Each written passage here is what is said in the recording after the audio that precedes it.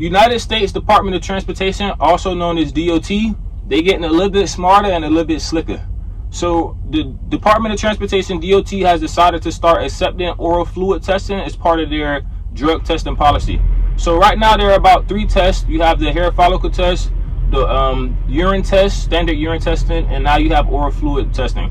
The hair follicle tests aren't DOT certified or regulated, so basically DOT doesn't care about it, doesn't go on your record. But urine testing and now oral fluid testing will be federally regulated, and it goes a part of your record. So DOT basically stated that they feel that this sort of testing will eliminate a lot of cheating when it comes to taking drug tests, and it also will be it'll also save time for a lot of people when they're taking their tests, and also it'll give some more privacy along to the drug testing policy or procedure.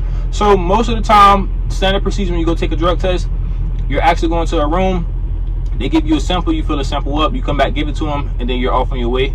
If they feel that the test has been tampered with, number one, or they feel that you didn't produce enough urine, they'll ask you to produce another sample.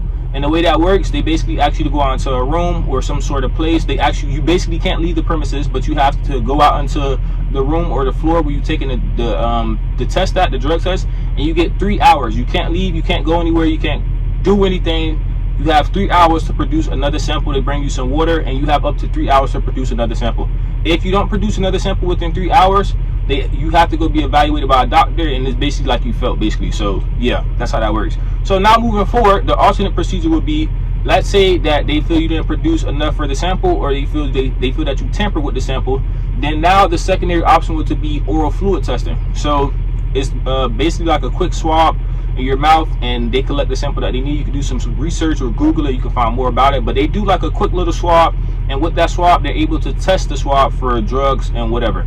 So now moving forward, that will be the secondary option, or employers do have the option to do either or. So employers can either use oral fluid testing as the primary source for their drug taking policy, or they can use the urine testing still as number one and the oral fluid testing as the secondary, but they do have the option to do either or. So a job can tell you, hey, we want you to do this oral fluid testing for your job, and it's DOT federally regulated, or you can still do the urine test, and if something happens with the urine test, then you can do the oral testing. But it was pretty interesting to me, being that I'm a truck driver. You know, we have to take DOT federally regulated drug tests, and yes, now that's a thing as well. So if you're a truck driver, they can actually swab you for a test, or you can do the standard urine test, but that's the way it also works. And then when it comes to, so that's time consuming, and they say that they feel that it also eliminate the cheating.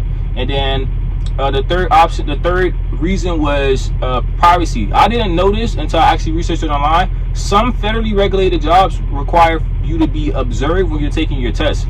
So basically most tests are unobserved, meaning no one's watching you. You're going to the bathroom, you come out, you give the sample over, you're good to go. Some federally regulated jobs require direct supervision, meaning someone has to actually watch you take the test, and I didn't know that. So and some people say they feel uncomfortable. A lot of people say that. So the DOT said they feel that this method, the oral fluid testing, will eliminate a lot of that by doing the oral fluid testing. That was also the third reason. So yeah, I just found it pretty interesting. Decided I'd make a video about it, being that I'm a truck driver. So that's my video for today.